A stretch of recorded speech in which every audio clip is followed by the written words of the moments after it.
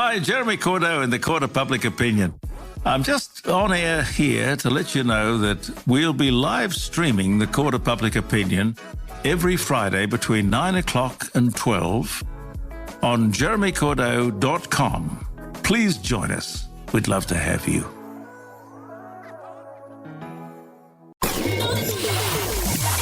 Wavelength. Mental illness doesn't have to be a life sentence. Alcohol addiction, abuse, misuse is the same all over the globe. Sparking the convos about Adelaide. So it made me feel very confident that if we did have it in the state, we were going to know about it. You should be having... There'll be guys that are trained, but they don't feel like they're good enough to take their shirt off. Almost everyone is a culprit of doom scrolling. Anyone who has a mobile phone. On Fresh 92.7. Welcome to Wavelength, sparking the convos about Adelaide you should be having. I'm your host, David, and as usual, I'm joined by Jamie and Hamish. Oh, hello, hello. Hey. How's your weekend been, guys? Pretty good, actually. I've had a pretty great weekend. I spent, half of it going out doing fun things, the other half chilling on the couch with pizza. So I cannot, life's about balance. Yeah, no, I was 100% on the couch with pizza. That was the entirety of my weekend. A pretty quiet one after a big one last week. So it feels good, balance things out a little bit. What about yourself, David? I was out and about. I actually wasn't hungover somehow this weekend. Ooh. Oh, my God. I know. You look fresh. Tickle me pink. Thank you. But I'm exhausted somehow still. I'm exhausted too, but that's because I pulled. So as, like Hamish, you're a news reporter, as am I, on some of the other shows here, like news, breakfast news. Yep. And I pulled, there's another guy that does news called Arj. Yes, and we all know he's Arj, known don't we? for rocking up to the wrong shift. Yes. Always in the morning as well, because, you have to wake up at about 5, 6 a.m. to do the news on the breakfast show. So he's rocked up enough times that we call it pulling an Arj when you rock up to the wrong shift. And I pulled an Arj on Friday morning. You so pulled woke a up. big Arj, didn't you? I woke up at 5 a.m., was so tired. The alarm went off. I let out that, that cry when you first do the alarm in the morning. Absolutely. I'm very familiar. Got out of bed, rocked up here at 6 a.m., ready to do the news, rock up, and the other news reporters here as well. Yeah. And I just looked at him and I went, someone's wrong. And he went, it's definitely you. Oh, no. Yeah, mind you, this is the guy who organises the rosters exactly. as well. Exactly, the guy who literally my rostered bet me on. was probably on him. And there was a photo on socials which showed him looking very, very smug. Oh, he loved it. He thought it was so funny. He was like, haha. And he was like, just go back to bed. And I was like, well, I've just sculled 2 coffees. So I was like, better seize the day. Yeah, carpe diem. So I pulled nudge. So I feel like that just really threw off my weekend a little bit. I think it did. You poor thing. But, live long and prosper. So you live and you learn. You do. Live, laugh, love. So I saw something really funny this morning on Instagram. Do you guys remember Honey Boo Boo? Yes. How could we forget?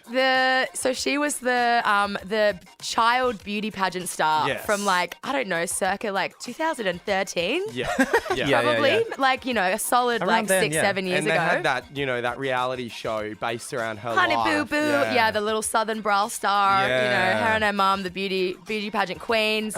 She God, that popped was up. awful. She's back again. She's back sick. again. She's back again. Honey Boo Boo is dead now though. However, because she's 16, she was on Teen Vogue. She's done a Teen Vogue spread, and she was like, the title is like, Honey Boo Boo is dead. I'm Alana Thompson now. Long live Alana Thompson. It's just like the second wind of these random C-grade celebrities. I'm 29 and I haven't even had my second win yet. What is this? Have you had haven't your even first had win your yet? first win. Yes, I know, David. I know. She's looking fierce though. Like she's got some. This is a high fashion spread. You know? The fans are blowing. Oh my God, people are loving it. But it just makes me think of all of these other random meme stars that had their 5 minutes of fame 10 years ago. Where are they now? What are they doing now? Are they still capitalizing on it? I probably would. Honey Boo Boo clearly is. Oh and good for her. Bring here for back it. Honey Boo Boo, the TV show. Yeah, I mean, it's like Rebecca Black. Have you heard about how Rebecca Black is actually making Oh my God, the chick genuinely good music now? Oh my God, no. Yeah, the girl I've heard behind it. the It's pretty Friday good. song. Oh my God, it's Friday. Yeah. Wow, I hate that I still have that ingrained in my brain. Yeah, we all do. That will live on in our nightmares forever. It's in our DNA at this point.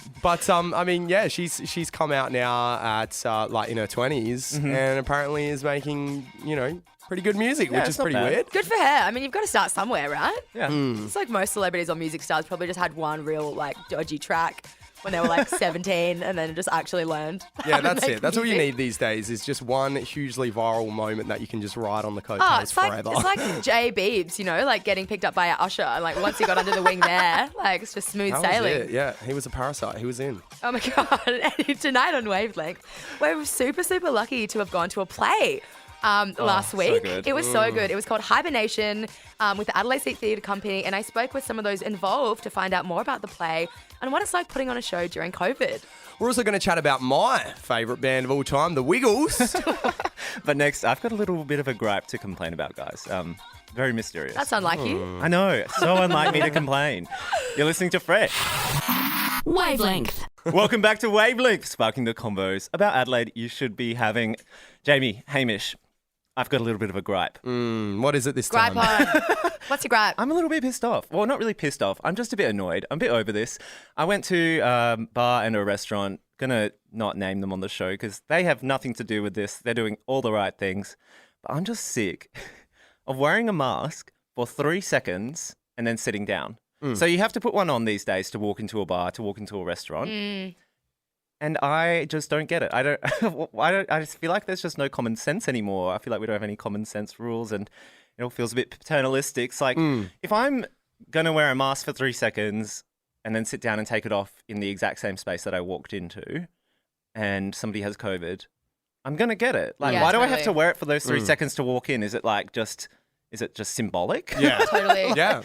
No, it's a good question. And I think, a lot of these rules are, for the most part, just demonstrative. You know what I mean? Like, it's more so about, they're more symbolic than anything. Yeah. It's more so to just say, hey, like, we're being compliant, but really, as you said, they're not. It's surely not doing much. You see those guys going to the pub and they, just sit on that one beer for 6 hours just so they don't have to wear their mask. Yeah, totally.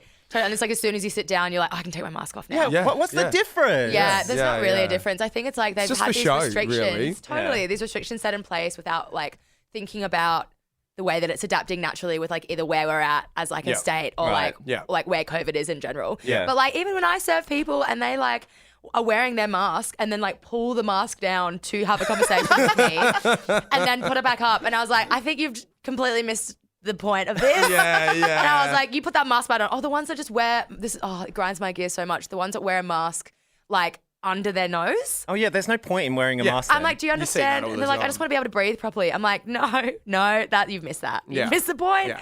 But I'm just a bit sick. It's so paternalistic, Yeah. and I'm just like, can we not just be common sense approach? I'm happy to wear one in a supermarket, totally, because you don't have to take it off. You can wear one there the whole time.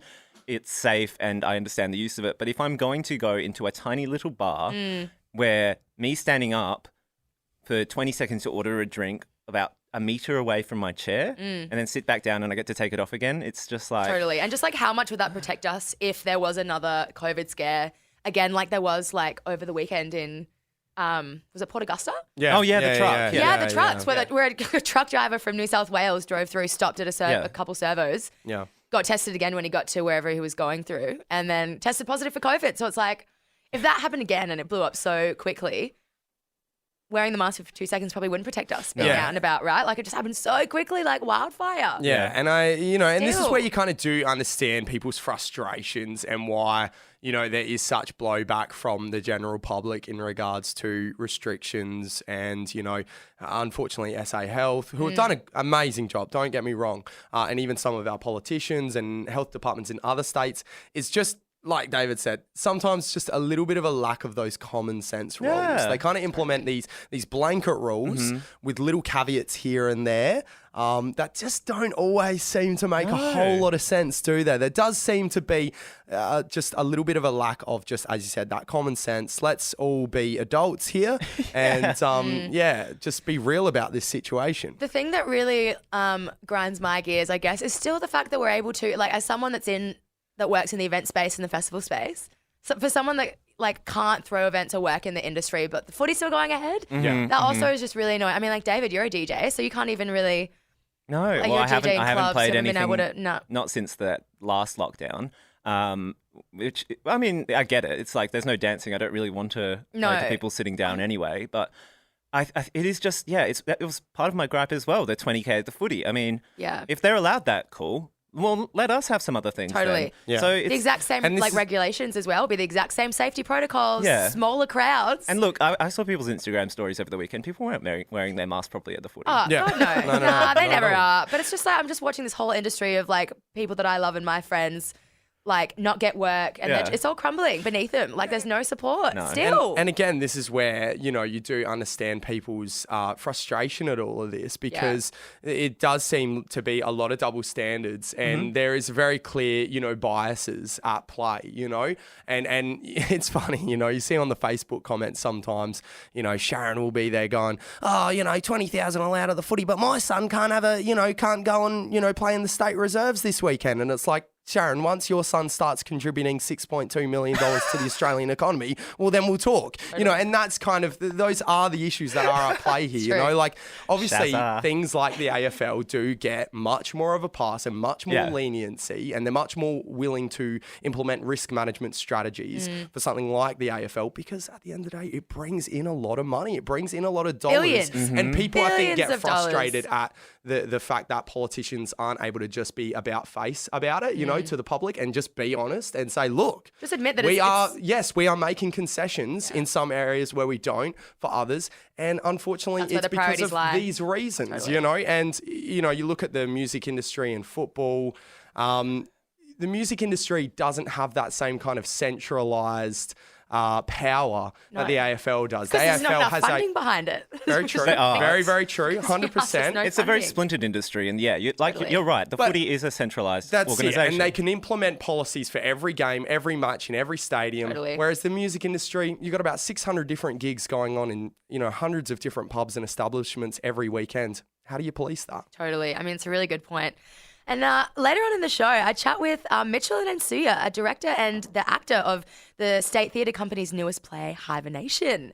You're listening to Wavelength on Fresh 92.7. Wavelength. Welcome back to Wavelength with David, Jamie and Hamish tonight, sparking the conversations about Adelaide you should be having. So this week, us three were super lucky and got to go and see a real-life play called Hibernation. The play is set 10 years into the future, when the entire world is ordered to go into hibernation for 1 year in order to halt the effects of climate change. Pretty apt at the moment, hey, David? Totally. Very apt. That's right. And this week I got to speak with the director, Mitchell, and one of the actors, Ansuya. Here it is. Wavelength. The Adelaide State Theatre Company are back with a vengeance after having another lockdown and COVID roadblock. This time, they've just finished their play, Hibernation. So I sit down with director Mitchell Butel and actor Ansuya Nathan to chat about the play and its extremely relevant themes. My name is Ansuya Nathan. I play the role of Emily Metcalf. And my name is Mitchell Butel, and I'm the director of this wonderful play. Please tell me the plotline of Hibernation. So essentially, the central kind of idea of the play is a wonderful scientist, played by Ansuya, comes up with an idea to hibernate the entire human species. It's the play set in 2030, so the climate crisis has worsened. And she has this idea, what would happen if we hibernated the entire planet? There's kind of some scientific basis for it, to see what the impact would be on natural regeneration, like plants and animals, etc. And governments of the world get on board and they go through with her plan, and then we see the kind of fallout of that. I mean, that does seem scarily relevant to what's going on today. What do you think the importance of having a show that relevant is like now? Well, I think when Mitchell first spoke to Finnegan about it, it was 2019, wasn't it? So that no one had any idea of the coming year and what might happen. And I think as Finnegan was writing it, you were very encouraging of leaning into the real events and how things could play out. Yeah, because COVID happened like a few months afterwards, and I'm like, okay, so this notion of people stopping and pollution levels dropping, etc., was kind of happening, and so he has a speech about it in the play now. So we kind of backfilled a bit of COVID stuff into the play, like Ansuya's talked about. Remember 2020 when all this happened, with this big COVID kind of stop happened.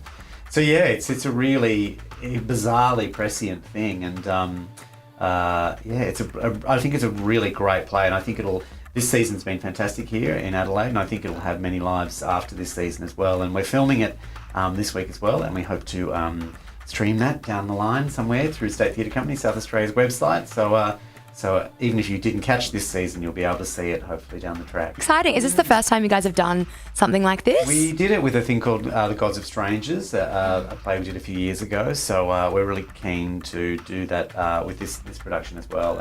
And there's a lot of interest from it from other cities as well. So I want to take them on the road and do it everywhere. Great. Where do you plan on doing the show? Everywhere. Finnegan's he's a South Australian playwright. He's been living in Hobart, returned here now. Has another great show playing next week at the Space Theatre called The World is Looking for You. So he'll have two shows in the festival centre within the same month, which is wonderful. So what's it been like being within this profession and this industry during COVID? Well, to be honest, last year I was living in the States up until March. So last year there was no industry for me Totally. in the US. So coming home has been a real joy and blessing. At first I came for a job. I got a small role in the Stan and HBO BBC co-production called The Tourist, which shot earlier this year with Jamie Dornan in the lead, and that was so exciting to come straight back and get to work on that. And then ran into Mitchell in some place somewhere, maybe at the Fringe or Festival. I think Yasmin Gariba told me. Yes. Yasmin, who runs Action Now Theatre, said, "Oh, by the way, Ansuya's back in town." I was like, "What? Amazing!" It's really important for our company too, because I've been here a couple of years now, to kind of do stories that speak to what the issues that are happening now, Totally. but also plays that look at not just at Australian culture, but this is a very global play. It crosses from Canberra to Adelaide to Los Angeles to Bogota to Lagos to Korea. So that's a really big thing for us. So so a play of this kind of ambition. It's something we want to do a lot more of at, say, Theatre Company South Australia, which is cool. That's so exciting. And I think a really beautiful thing about the arts in general is that it always plays to relevant content. And looking at, and not just new plays too, looking at old plays in new ways. We're a new production which started rehearsals today for Who's Afraid of Virginia Woolf, the great Edward Albee play. Ooh. So a great First Nations director called Margaret Harvey's directing that, and Jimmy Barney, who played Eddie Mabo in the Mabo miniseries for years ago. And Amazing. Some other great actors are in that. And she's kind of, without changing the text, is doing a big flip on how we view a classic like that through a First Nations lens. So that's... Doing classics is still important for us as well as new work, but if we're going to do them, we need to kind of have some fun with them and kind of re-look at them in a way that speaks freshly to audiences now. Absolutely. So what else is planned for this year, if you're able to disclose any other plays? We've got another play after Virginia Woolf called Eureka Day, which is actually about vaccinations and pandemics, which we also planned before COVID was even a thing. This one. How ironic. Yeah, I know, right? It's set in a Berkeley school in California, very woke PC school. And basically some kids get the mumps, and there's a kind of a health order about kids need to be vaccinated or they have to be quarantined. And there's some other parents like, I think there's alternate views and we shouldn't be all like that. And everyone's like, hang on a minute. And even though they pretend to be very civil and polite, it degenerates quite quickly into the most full-on war about vaccination and pandemics. Kind of what we're seeing happening on the right now, yeah. Plus, it's incredibly funny and a really great study of cancel culture and social media and all that stuff. So, yeah, we're lucky that we put our finger on the right thing. That's incredibly relevant. Yeah, right? Tommy Nostradamus. Yes. Oh, dear. It's a very quick way of responding to, like, film and TV can take a while to get out there, but, issues of the day can be on stage within a minute. Wavelength. Thanks for that, Jamie. Up next, Hamish will be letting you know all about this week's news. You're listening to Fresh 92.7. Wavelength. Welcome back to Wavelength. Now we're cracking into our weekly segment where Hamish explains what the hell has happened this week. What the hell is going on this week? Wavelength on Fresh 92.7. That's right, it's time to get stuck into another week of seemingly satirical headlines. First up, let's just get straight to Scotty's stupid comment of the week, where this week he likened the citizens of Western Australia to the cave-dwelling characters from children's film The Croods, and sick reference, dude. I'm sure all the kids are going to totally vibe with your knowledge of a B-grade DreamWorks film almost no one saw.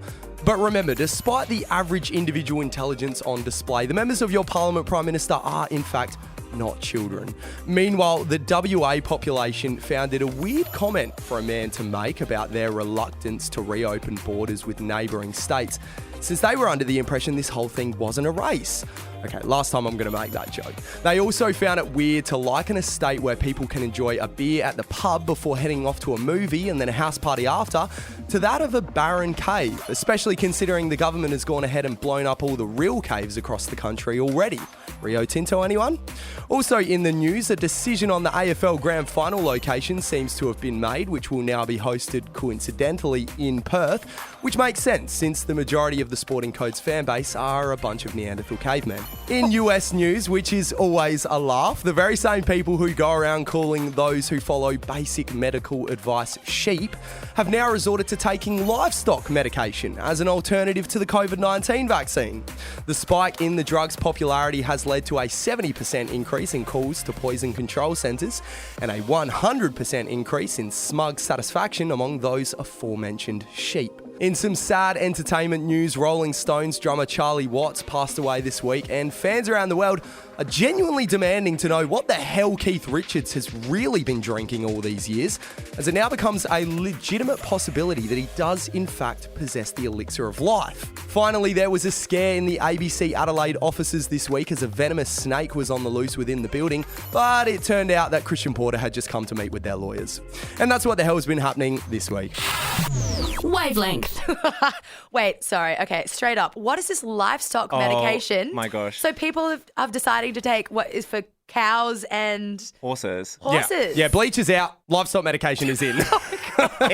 I've been obsessed with this on Twitter. I just cannot stop reading about it. So What? They're just ingesting this sort of paste that is meant to like deworm horses, and people have literally been shitting out their intestinal lining and thinking that it is Just worms. detoxing. They think that Oh, it's working. So that they're all people that have COVID and they're using it as some sort of cure, but they're No literally way. just shitting out their intestinal walls, and they think, oh, I've got rid of the parasite. It's like, no, you are killing yourself. You're going to die. No, that's your large intestine, buddy. Way. Nobody do this ever, Yeah, ever, please. ever. It's really funny. The FDA department in the US literally had to make one of the funniest tweets, I think, where they said, "You are not a horse. You are not a cow. Seriously, y'all. Stop it." Yeah, I'm actually looking at the post right now. You're right. That's exactly what. That's Seriously, hilarious. stop it. It's just crazy to me how people can literally be like, I am rejecting the vaccine, but like, I reckon I could just take like a cow But this and a horse. seems all good. This seems fine. It's like, as long as scientists are telling me the complete opposite, I'll just do it anyway. Yeah, they got a piece of paper that just reads, "Do whatever the no. medical experts Hey, say is the opposite." Like, my family from Texas, but y'all, like, some of the stuff happening in Y'all the are States, crazy. Y'all are crazy. Well, this is Mississippi, just to, for any Texas listeners out there who don't want to alienate them, but Not the Mississippians. You're weird. No, You're you stupid. guys. You are not a horse. You are not a cow. Stop drinking the bathwater, Seriously, guys. stop it. Oh, God. On that note, we've got some more music for you guys right now. You're listening to Fresh 92.7. Wavelength. Welcome back to Wavelength, sparking the conversations about Adelaide you should be having. So earlier on in the show, we got to hear from Mitchell and Ansuya, and we also got to see the play last week, which I'd love to chat more about. That was sick going to see it. It was actually a nice amazing. bonding experience for all of us as well. It was a team bonding activity. Absolutely, we got tickets right at the front. Mm-hmm. Yeah. It was a phenomenal play, to be honest. Oh, incredible. It really, really was. It's, I mean, look, in all fairness, I haven't seen a huge amount of plays in my lifetime, but I've seen, a decent amount, and that really kind of blew most of them out of the water, to be honest. Oh, the production, values were just through the roof. Like the set was stunning. It was so cool this as well. huge backdrop, like all white. They really used a lot of like lighting to kind of set the mood and the tone of like where it was set in the world. There was this huge circular cutout in the middle where they played like videos like behind it. Real high and then, def as well. It was It Yeah. was, wasn't it? Yeah. It looked like it was very right professional. there. It was great, but I also had an existential crisis when we left because because it's so relevant. Yeah. Going into this hypothetical hibernation for a whole year, Yeah. which is essentially what lockdown has been, and it shows all of these different people's perspectives and their experiences around the world, and it really makes me think not only about everyone else's, like, it's just this crazy thing where it's like this pandemic it's the one thing that we can relate to. Like everyone in the world can relate to the same thing. It's just one central, a truly global event that has unified, so many, not in the ways that we would hope, but just in our shared experience. Everyone has their own point of view about this collective thing that we've all experienced. It's this really unique situation that this play really the parallels between that were incredibly strong, and Terrifying. It was a really, really confronting play to watch at many different points. And the interesting thing is how they talked about how they started writing this before COVID, and then COVID happened, and it was just that really is amazing, because it feels like the play is definitely informed by COVID, and then to find out that it only started to kind of be influenced or by it a couple of months after they started working on it was amazing. And, that comment that they make, there's a conversation that they touched on in the interview that you had with them, Jamie, where two of the characters talk about, they say to each other, remember 2020? Yeah. And the other... that hit home. I was man, that hit different. I literally just gasped. I was like... I think everyone was like, oh... I do. Oh, snap. The other character turns around and goes, yeah, my grandma died, and it's a bit of a comic relief moment. There's a couple of chuckles. And then the other character turns back and goes, yeah, I know a lot of people died. Yeah. And it's a really heavy, powerful moment. And it was scary to think, man, it won't be long before we start, talking about what we're going through right now in that same context. Past tense. Well, we're living through history right now. I think that's something that we kind of don't really realize because we're in it. But this is something that's going to be taught in textbooks, and a really big stamp on history globally. It's world changing, Totally. Yeah. We are living through history now. It just is going real slow at the moment because we can't do anything. What I really loved, though, was the whole second act is set in Adelaide. I know. So without any spoilers, you can't see it anymore. It's finished. No. The season's finished. But if you can watch it. You can. They're filming it. So they're filming it, and you can watch it on their website. So I really recommend people go onto the website and go and watch this play. But there's these two characters that are in Adelaide, and it's just incredible because I've never seen I haven't seen a play in ages, but I haven't seen a play set in Adelaide before, and it was so nice to be they're referencing things that I know. So relatable. Yeah, and they're our age too, and totally. I was quite taken aback by that. I thought it was really beautiful. And it was. It really made it hit even closer to home, and it's as you said, it's really rare to see a story of this kind of scope as well decide to set one of the acts in little old Adelaide, like South Terrace. And the references to South Terrace and Adelaide Oval and things like that. It really just painted an incredibly vivid picture, and I think it was a really unique choice. And being able to, I don't know about you guys, but it was very vivid how just the way it was written. They just painted these incredible pictures that. They couldn't obviously pull this stuff off on the stage. It was all about climate calamity, things growing back, and there was a lot of theatre of the mind going on, and it was incredibly well done. Everything down to the writing and the performances, and the sound design, everything was really they knocked it out of the park. Totally. 100%. It was great. It was great to see, and they did talk about. Mitchell was saying that there's a couple more coming up this year, so everyone get around it. Go see a play. The quality is amazing. The next one they've got, ironically again, they said. Is pretty relevant to what's going on now about vaccination dynamics and how a school gets the mumps and then people talk about getting a vaccination and there's a big divide. So they chose that again before all of this even happened. Can they predict the future? I was should I start seeing plays instead and they can tell me what's going to go on in the world? Even in Hibernation though, there was a lot I felt of the vaccination undertones. It was a lot about people having to wanting to opt out, but you couldn't, and there was it was lack this, of choice. Yeah, it was this is going to be an awful the way they go about the hibernation. Don't want to spoil it, but no one could choose not to. Yeah. It only worked if everyone did it. Yeah. That was the idea. And there wasn't a choice presented to people. You weren't able to opt in. You weren't able to opt out. Yeah. It just was. Happening. It was happening, whether people liked it or not. And, it presented some really interesting questions surrounding, human rights and, those kind of violations. But also the greater good, and how important that is in the bigger scheme of things, which and what we're facing that kind of conversation right here, right now, Incredible production. It was so good to actually go see a play rather than sitting on my couch watching Netflix. True. I don't know. We've still got plenty of Wavelength left for you guys, though, tonight, so stay tuned. Right now, though, you're listening to Fresh 92.7. Wavelength. Welcome back to Wavelength, sparking the convos about Adelaide you should be having. So I want to talk about my favourite band. Tame Impala? Close. The Wiggles. Yeah, the Wiggles have been getting some traction this week. Yeah, that's it. They've been in all the headlines because they've got 4 new members. The big red car just got a bit more crowded. Hey. Oh, Jesus. Jesus. Yummy, yummy. Oh, man. No, it's great, though. It's great what they've done. They brought in a whole new diverse cast, 4 new members. But there's been a lot of backlash from people. It's because the culture war never ends. That's it. The culture war never ends. I mean, it's great. They've got new women in. They've got women of colour. They've got an Indigenous woman, I'm pretty sure. Yep. They said they were seeking to inspire a diverse audience with its gender-balanced and diverse cast. Yep. Make sure children around the world see themselves reflected on the screen. Totally. Which is obviously the biggest threat to, white Australians everywhere. Exactly. But Hamish, it's cultural Marxism. Oh, right. Of course. I'm not going to lie to you. I'm looking at a photo of the new cast of the Wiggles plus old mate Anthony, like one of the OG members, where it's like he's going to have this blue turtleneck wrangled from his bare hands before he steps down. Yeah. They're going to have to wheel him out in a wheelchair soon enough. And I like that he's still in it. So the Australian got real angry about this one. No. Totally.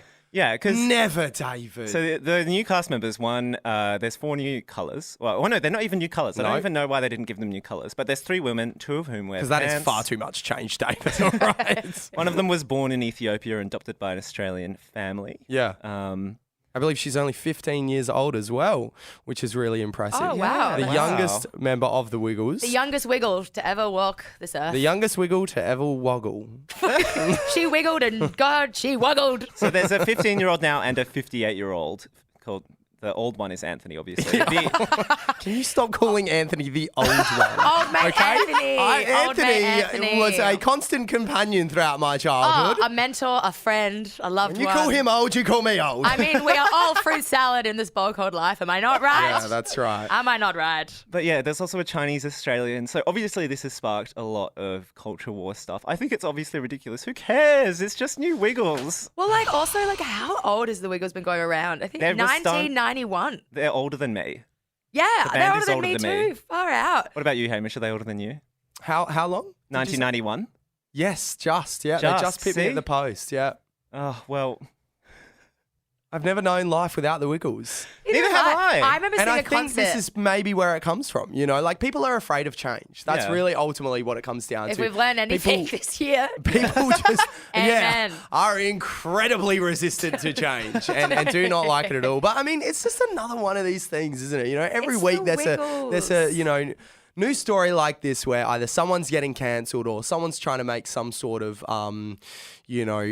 change for better representation of races or cultures or women or different sections of society, and there's always some sort of blowback. There's always some part of the world out there that is just incredibly unhappy about this, and I just don't really get it. I don't understand how this is a story. I don't know why we're actually even talking about it right now, to be completely honest. I don't know, but hey, another fun fact about one of the new cast members, the 4th cast member, John Pierce, is a former member of the music group Justice Crew. Yes. Do you guys really? Yeah. Yes, remember he Justice is. Crew? Yeah, and all of a sudden, the average age bracket of the Wiggles viewers has increased. There are a lot of yummy mummies getting very thirsty for that young boy, I've seen. Funny. Wiggle waggle, God. Wiggle waggle. Anyway, we're getting right back into the music again. With him. You're listening to Fresh 92.7. Wavelength. Anyway, that brings us to the end of the show tonight. Thank you guys for listening. Now, make sure you subscribe to the Wavelength podcast on Apple Podcasts, Spotify, and everywhere else that you get your podcasts. You can listen back to our old episodes right now, and you'll be the first to know when tonight's episode goes up. That's right. Next week, though, I am chatting to the Black Dog Institute about a pretty cool initiative called Mullets for Mental Health. Yes, so great. I know, I'm looking forward to it. I'm going to try and grow out this mini mullet I've got. Yeah, totally. I was like, are you going to mullet it up? Do you mean like wearing a mullet increases your mental health because you're obviously just a sicko, a sick dog? You're just a sicko. Everyone. That's exactly how it works. That's the plan. Depression is diminished when you've got a mullet. I think there's something in that. I've never seen a man with a mullet with no friends. I He's up there always smiling, right? I mean, think about it. Well, Smile at conspiracies. Yeah, so I'm going to try and grow a mullet all next month. I'll explain why next week, but... You've kind of got a mullet now, but you just seem like the kind of guy that has a mullet. All the time. Yeah, totally. Yeah. You give off you mullet. seem like I used to have one. Mullet man. A mullet man. I don't Yeah, know if that's like a strong. real big insult or like No, I think it's a compliment. Your mileage may vary. It's a spectrum. Oh, thank you guys for joining me. Jamie and Hamish, thank you for joining me this week. It was an absolute pleasure as always. Yes, yeah, yep. It's fun to talk a little bit of smack with about you the guys. Yeah, about the Wiggles. Love the chaotic energy in this building right now. It's wonderful. We'll come back anytime. We'll see you guys next Monday. Bye-bye. Wavelength. Hi, Jeremy Cordeaux in the Court of Public Opinion. I'm just on air here to let you know that we'll be live streaming the Court of Public Opinion every Friday between 9 o'clock and 12 on jeremycordeaux.com. Please join us. We'd love to have you.